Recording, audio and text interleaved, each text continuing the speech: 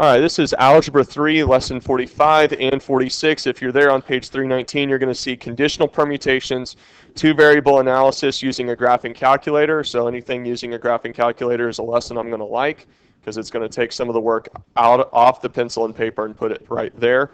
46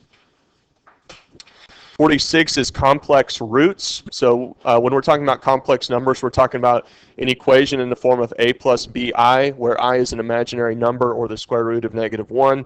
We're also going to look at factoring over complex numbers.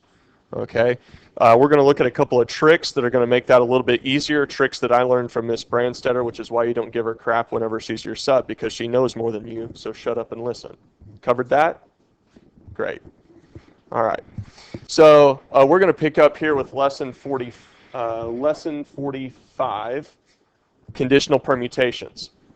So we're looking at permutations. We're just looking at adding conditions to them. So if we have something like this where it says, and I've got my page in front of me, so I'm going to kind of skip over to a page with nothing on it so that we can work some of these things out and see how they're done. So this first question, how many three-digit counting numbers less than 700 have digits that are all odd? So we have all these conditions.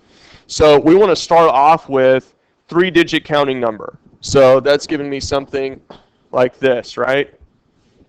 Okay, now remember, it has to be a three-digit counting number, so it can't be anything less than 100, which means 0 is not an option in that first spot, correct?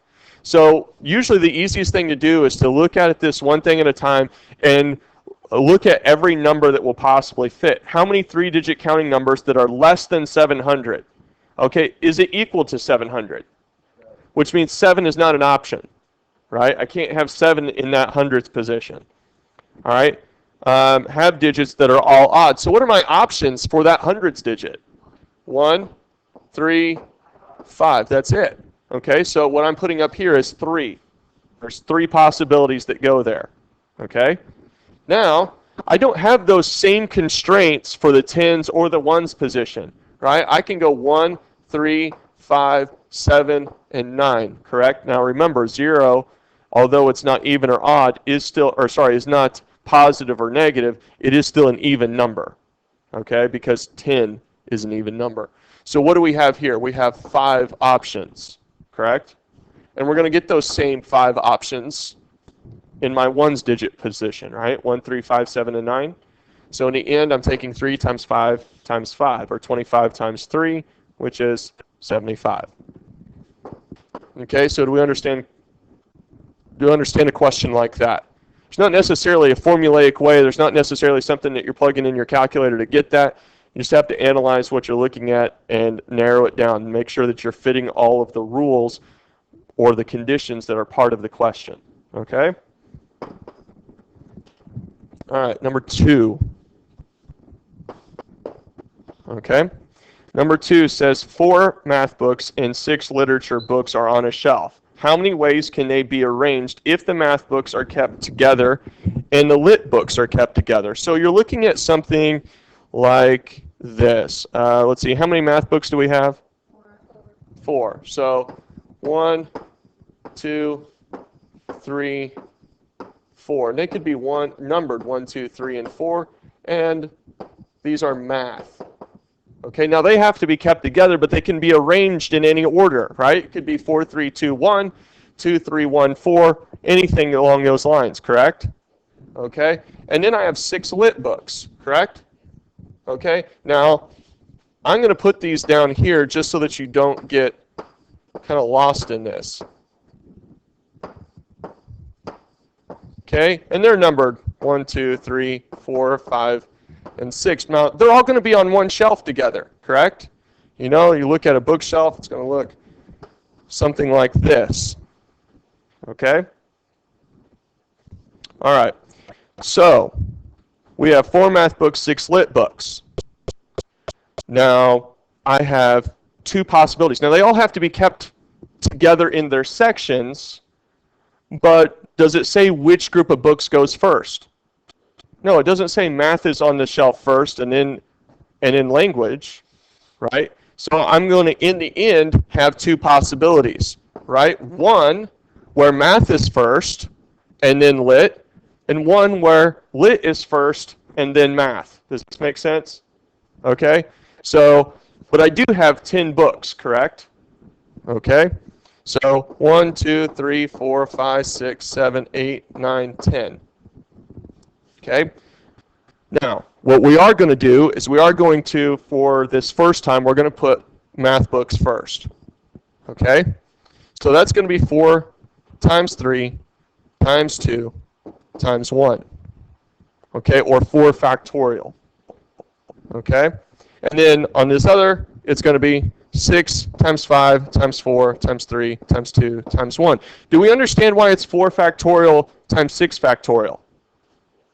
Okay? Because whenever I go to put those math books in, that first spot could have any one of those 4, but once that book goes in, I only have 3 options left for the second spot, 2 for the next spot, and only 1 left for the next spot. These are not in reference to the numbers on the books. Does this make sense? Okay, same way with the lit books. Okay, so we're getting 2 times 4 factorial, 6 factorial. Okay, what number do you get there?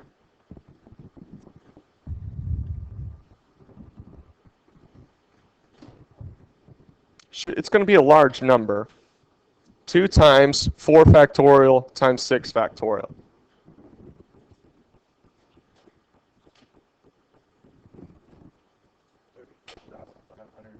34,560. And I recommend everybody in here do that just to get in the habit of it. If you don't have a graphing calculator, they're over here on the right. But make sure you're practicing these steps. Because the faster you are at it, the better you're going to be in things like the ACT of hitting math, probability. 4 is factorial. All right? The more you do it, the quicker you know where things are in your graphing calculator.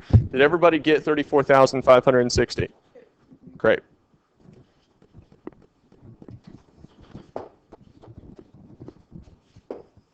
Okay, 3.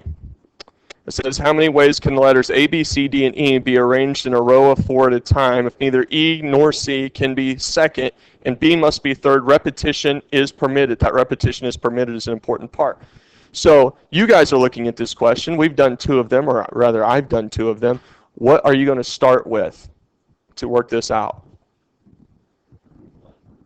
You're going to start with 1? So I'm just going to... 3 lines. Okay, good. That's better. You're looking at question 3, right? How do you know it's 4? What in the statement says I need 4 horizontal lines in a row of 4? 1, 2, 3, 4. That's the best place to start from. Okay? So so you're reading neither E nor C can be second. B must be third. Okay, so you're reading some of the statement, but how does that equate? What numbers am I putting into these positions?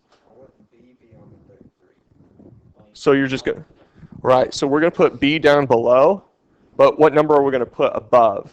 Okay, we're going to put the number 1 because there's only 1 letter that can fit there. Okay, look, there's only 1 letter, so only 1. Okay, why 3? Okay, so list the letters that can be used. A, B, and D. So don't confuse yourself, okay, because otherwise you might end up putting 2 there because you're looking at the ones that can't be involved. All right, so we're going to put 3 here, okay? All of them can be in the first spot, right? Because remember, repetition is permitted. If repetition wasn't permitted, we couldn't have B in multiple places, right? All right, what about this last spot over here? All 5, because we don't have any conditions that limit us there. So 5 times 3 times 1 times 5. 75. Okay, good. Are we feeling a little bit more comfortable with some of these? Okay. All right, let's see how you guys are with 4. 4. How many 3-digit counting numbers less than 300 have digits that are all odd? What do you start with? 3 lines. What am I going to do in between these lines? Multiplication. So you may want to go ahead and put those in there. Okay? That are all odd. All right? So in your 100, I like to start with the hundredths position. 1. Why? Right, and it can't be a number that's equal to 300, right? Okay, and even if it was equal, we would still only have, right, because it would just be 300, right? But here's the problem. What kind of number is 300? Is 300 odd? It's even, so even 300 doesn't count, correct? All right, so we have 1 here, okay, because 200 doesn't work and 300 won't work. All right, what about in this next spot? 13579. Okay, so we get 5 and 5 again because we have the same rules. Okay, 25. Conditional probability or permutations, conditional permutations. Okay, let's see. We're going to fast back here. All right, these are a lot easier than they look. Let's see if I can skip over here. All right, number 5, the following data comes from an experiment to determine whether there is a relationship between the number of hours television watched, age, and the GPA of students in high school using graphing calculator to find the equation of the line which best fits the data and gives the GPA as a function of the number of hours of television watched. Notice, do you notice anything about the equation G equals MH plus B? What does it look really similar to? Y equals MX plus B. That's important that we figure that out. Also, find the correlation coefficient of this data and discuss whether or not the line is a good model for the data. Are we familiar with the R value? All right, remember maybe back in Algebra 2 where we had, if we had data scattered all over the place, it got further and further away from either -1 or +1, right? The more scattered it was. Okay, which meant that there was very little correlation between the two variables, correct? Now, if we had data that was really, really tight going up, we'd say that that had a correlation coefficient close to +1, correct? Or if we had a really tight set of data going down, we'd say that that had a correlation coefficient closer to -1. So the closer my data gets to the number 0, whether negative or positive, the less correlation there is between the two variables. So what you're going to do is you're going to grab your graphing calculator, and we're going to go ahead and make sure that we have a couple of things turned on, okay? Because periodically, our graphing calculator has to be reset, right? I think I've even reset some of your calculators in here because when you go to graph something, it gives you an error message that doesn't make any sense. So we go in, we hit second memory, we reset the RAM and all of that, and then suddenly it works again. But whenever we do that, it turns some of our settings off that we purposefully turned on. So we're going to hit second catalog, and we're going to hold down the down arrow until we get to something called diagnostic on. Okay, right underneath diagnostic off. Depending upon the newness of your calculator, you may have to hit enter multiple times. I just hit it twice. That tells me my diagnostic is on. What that does is that whenever we get to the part where we're ready, it'll finally give me my correlation coefficient or my R value. If diagnostic on is not turned on, we won't get an R value. So do we understand why we're doing this? Yes. Has everybody done this? No? Anybody needing help? Okay. Let's see. We'll go through this again. You want to hit second catalog. Catalog is at 0. Did we find that? Okay. Now you're holding on your down arrow. There's a lot of different stuff in there. All right. So we're going to keep going until we find this guy. We want the one that says on. Is there more than one that says on? Okay. Okay. All right. So now what we're going to do is we're going to hit stat. Okay. We're going to hit edit. And our data here, notice where things fit in. All right, so they said GPA is G, but that's a Y value, correct? Right, and hours of TV is H, which represents X. So we actually want to do our hours of TV in list 1 and our GPA in list 2 because we want the left to be X and the right to be Y. Okay, so you do have to establish what those variables are equivalents to before you start putting things in. Because my natural inclination is to take the top row first, then the bottom row, right? Okay, so that would have been a mistake here. So we're going to start with 1.6. enter, 1.6, enter, 2.6, enter, 1.8, enter, 2.3, enter.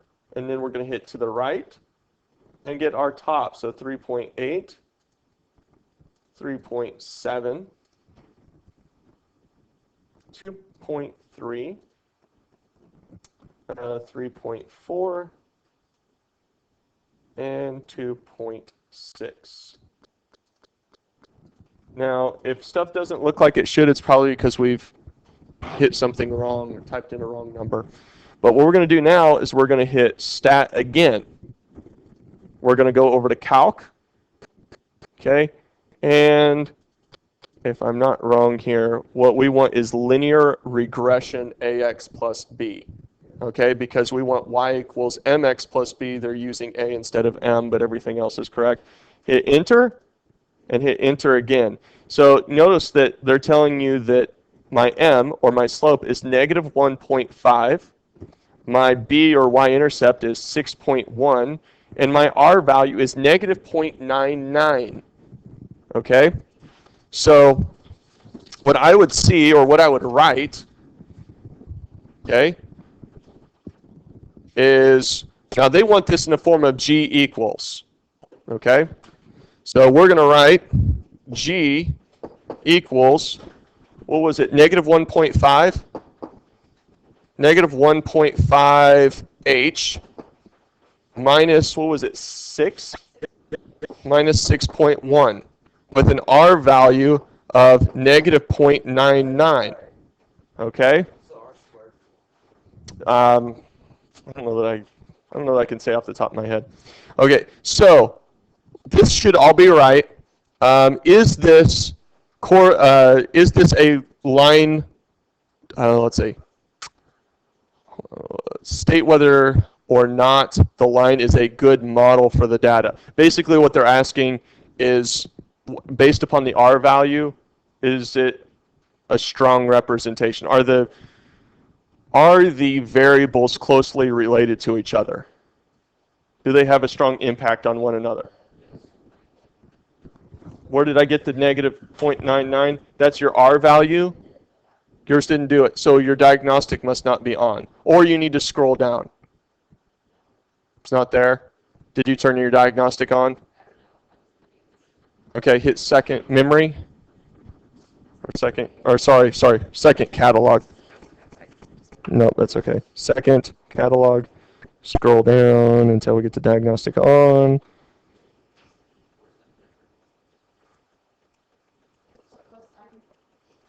Diagnostic on. Okay. Now when we hit stat, calc.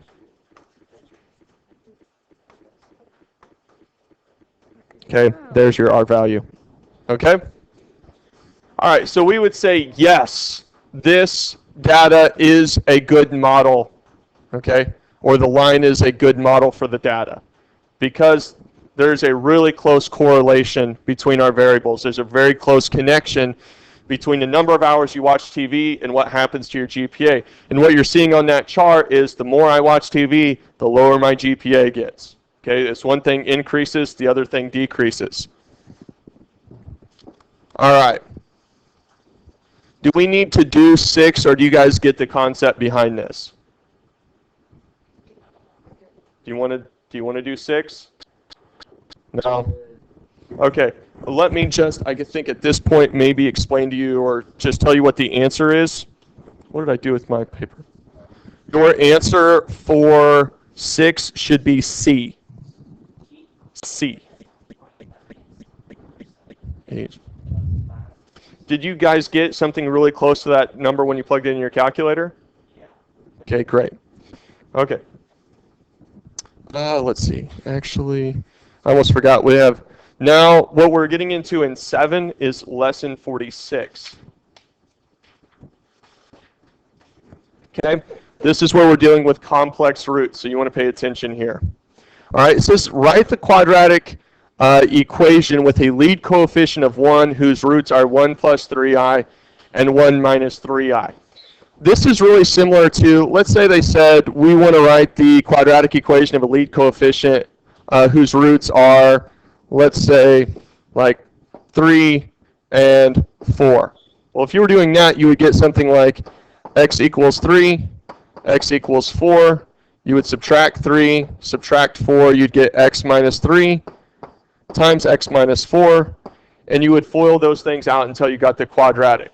Does that make sense? So you're starting with the solution and working your way back up to the question. Does that make sense? But rather than doing that here, because we're dealing with complex roots, is we're going to use a trick, and it's called the sum product. Okay? This is what, question number 7? So we have 1 plus 3i and 1 minus 3i. So the sum is just simply where we add them. 1 plus 3i plus 1 minus 3i. What happens to your 3i's? They cancel. Okay? 1 plus 1 is 2. So you're going to hold on to that 2. Okay? But there is somewhat something you want to be careful of there. Okay? So just hold on to it. This, when we go to use it, will always be the opposite sign of that solution. So it's going to end up as negative 2 in the quadratic. So it will end up being x squared minus 2x. Okay? Okay? Okay? Now the product is what we're going to do is 1 plus 3i times 1 minus 3i. Now, what do you notice about those two things that we're FOILing? What are they to each other? It's a sum product. Do I need to FOIL everything? No, I only need to FOIL or multiply the first and last terms. So 1 times 1, which is 1, and 3i times negative 3i. Negative 9i squared. What is I squared the same as?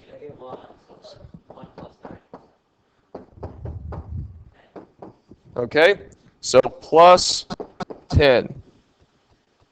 Okay, equals 0. Okay, so like I said, this will end up with the opposite sign. This will keep its sign. Is that not too bad? Okay, remember, sum product. So let's see how you guys do with, let's see, write the lead coefficient. This is 8. Lead coefficient, we're working with 3 plus 3i and 3 minus 3i. Okay?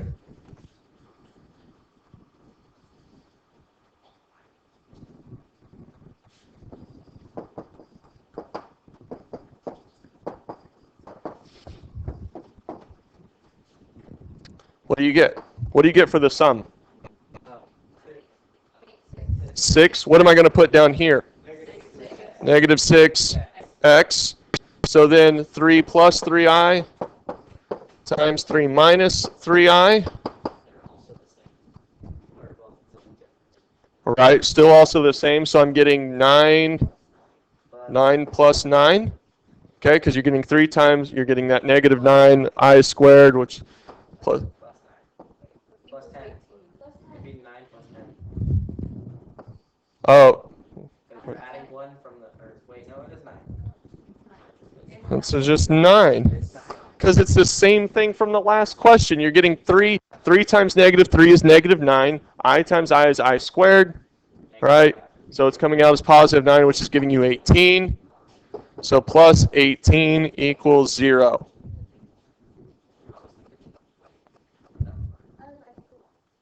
So I think your answer is B on this question. Okay? All right. Now, this next one, this number 9, going back to it. Okay, it says factor x squared minus 2x plus 10 over the set of complex numbers. The best way that you can do this, I I would say the best way that you can do this is to use the quadratic formula. You don't want to?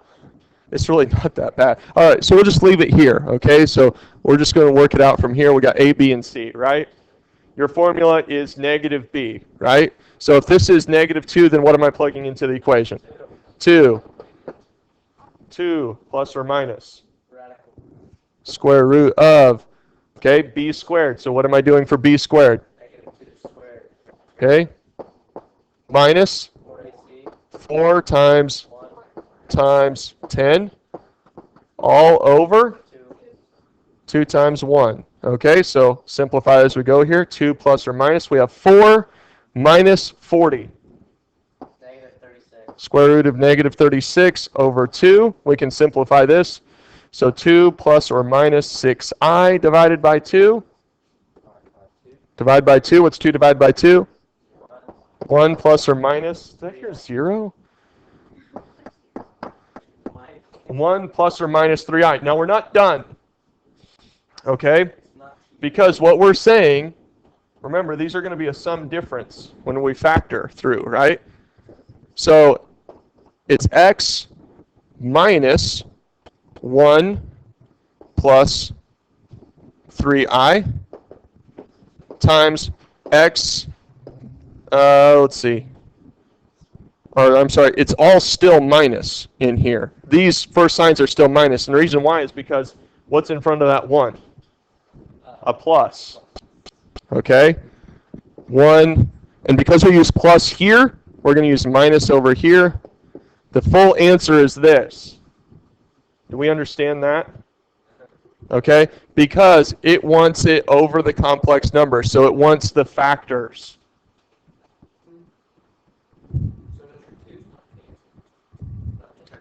Two. What's 2 divided by 2, Michael? Yeah, not 0.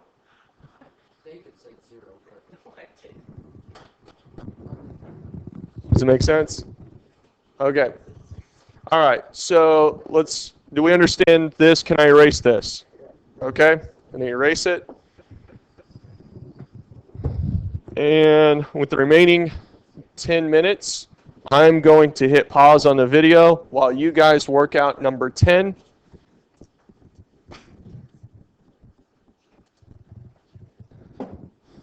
Okay. Let's see. Michael, help me out here. We're going to use, yeah. What is my negative b spot here? What am I playing? 6. So I got 6 plus or minus square root of what? Let's do negative 6 squared. You know, I want it all in the formula form. So minus 4 times 1 times 18 all over 2 times 1. So I got 6 plus or minus square root. You're saying you got 36? 36 minus what? 36 minus 72. I'm trying to record, so if you kind of just, don't talk over me.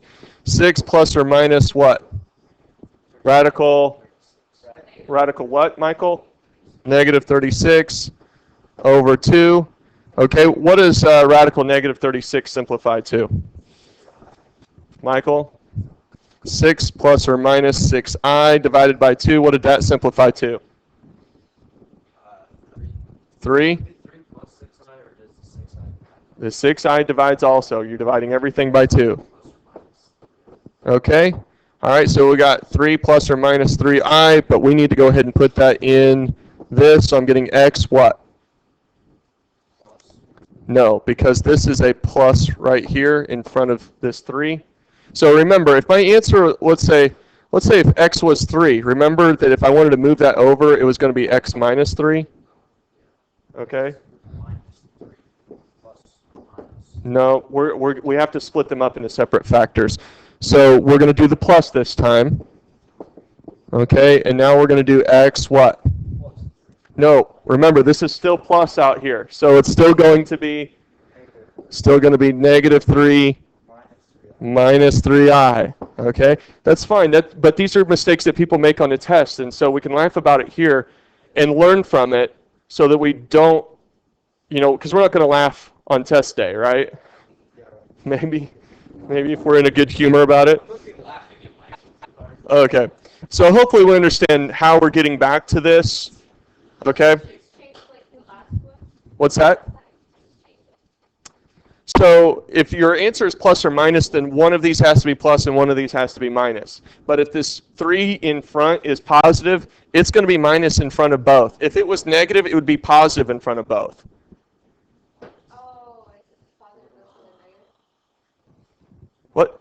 So since positive and negative. Right. Because this front 3 is positive, that's why it's negative in both places.